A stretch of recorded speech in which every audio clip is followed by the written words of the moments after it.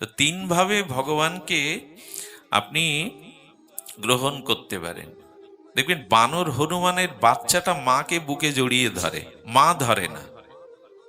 এখন যেহেতু শাবক বা বাচ্চাটা বানরকে জড়িয়ে ধরে, তাই লাফালাফি বানরের চঞ্চল স্বভাবে যখন লাফাতে গিয়ে বাচ্চা পড়ে যায়, তখন উল্টে মা ওকে থাবড়াতে থাকে, তুই ভালো করে ধরিসনি কেন।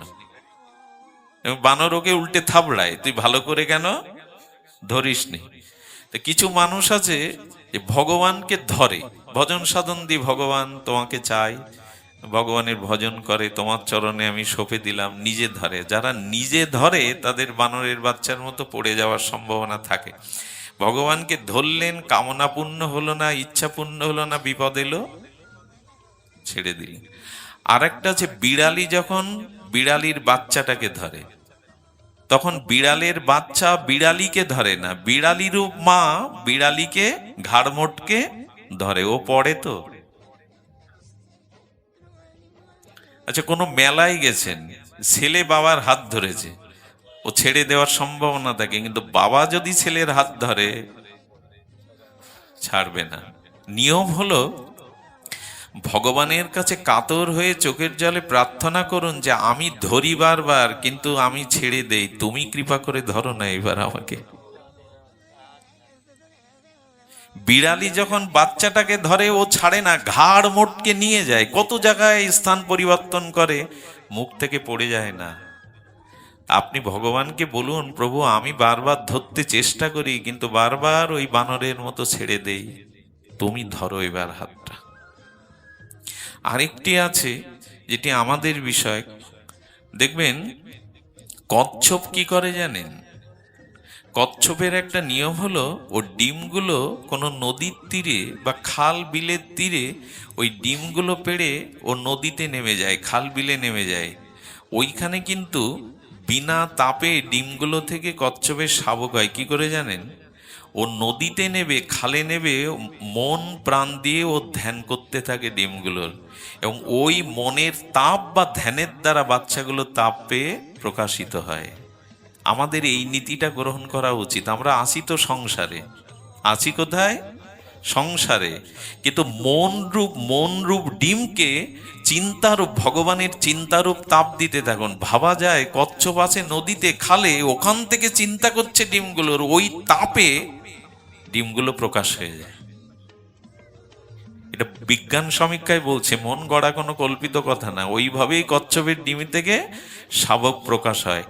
মহাপ্রভু বলছে সংসারে আছো আছো, কাজকর্ম করতে হয়, বিপদ ঝগড়া ঝাঁটি মিলন আনন্দ আছে আছে, কিন্তু মনটাকে কচ্ছপের মতো ওইখানে রেখে তাপ দাও, ওইখানে ভগবানের স্মরণ করতে থাকো।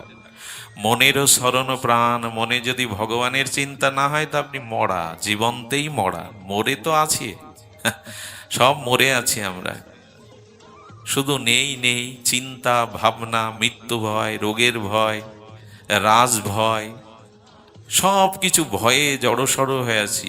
এর একটাই কারণ, মন ভগবানকে দেওয়া হয়নি। আমি বহু প্রচলিত বা বহুভাবে এই কথা এসেছে। মহাপ্রভু দুটো লাইনে তিনি রূপ সনাতনকে একটা শ্লোক লিখেছিলেন। আমার মনে হয় উদাহরণটা খুব হেয়, নিচু। মহাপ্রভু এই উদাহরণ দিলেন, উদাহরণটা মহাপ্রভুর মুখে ঠিক মানায় না, কিন্তু প্রভু বললেন এর থেকে বড় দৃষ্টান্ত আমার কাছে আর নেই। দৃষ্টান্তটা হেয়। আচ্ছা, মহাপ্রভু যদি অসতী নারীর কথা মুখে বলে, মানায়? কুলোটা পতিভ্রষ্টা অসতী নারীর কথা যদি মহাপ্রভু মুখে বলে, মহাপ্রভুর মুখে এটা মানায়? মানায় না। কিন্তু দিলেন, বলে এর থেকে বড় দৃষ্টান্ত আমার কাছে আর দেওয়ার মতো কিছু নেই। বলি সংসারে থাকো, কাজকর্ম চাকরি বাকরি থাকো, কিন্তু মন দিতে পারবে কি করে? পরবেশিনী নারী ব্যাঘ্রাপি গৃহকর্মসু তদেবা আসমাদনাত্ম নবসঙ্গ রসায়নাম।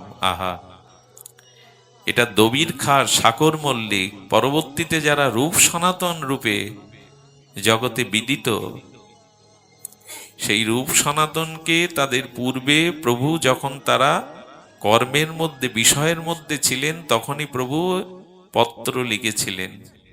ওরা উদ্ধারের জন্য নিবেদন বিজ্ঞপ্তি মহাপ্রভুকে জানিয়েছিল, তার উত্তরে মহাপ্রভু এই শ্লোকটা লিখেছিলেন। কেমন জানেন? বলে কোন রমণী যদি পতিভ্রষ্ট হয়, কুলোটা রমণী হয়, তার মানে পরপুরুষে মন দেয়, সে কি করে? সে সকালে উঠে আর বিছানায় যাওয়ার আগ পর্যন্ত নিশীথে সব কাজ ক্ষিপ্রতার সহিত, ব্যগ্রতার সহিত সব কাজ করে। খাওয়া দাওয়া, সংসার করা, গোছানো, সব কিছু, ছেলে মেয়ে প্রতিপালন, স্বামী সেবা সব করে, কোনোটাই ফাঁকি নেই।